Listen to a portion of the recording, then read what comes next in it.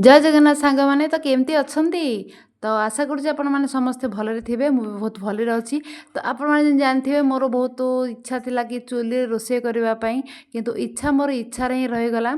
जेते चेष्टा कले भी दियर मणि आमर चुली जदे पारे आ मु तो ताकू बोलिकी पलि आसिली फुंकीवाई किंतु चुली जदेला ना दी जन जाक आखिरु आखि लाल पकईकी लुह गड़े सारूनी पछे किंतु चुली जदेबार ना कि गंध धरलानी।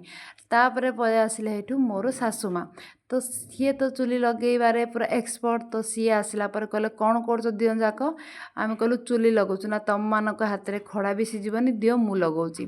तापर एठू सी लगेदेले चुली तापर एठू मु भात हरिका बसईदेली चाउल फाउल सब पकापकी करदेली पकईदेकी पलि आसिली आलू आ भेंडी कटाकटी करदेली भजा बनैबी बोली।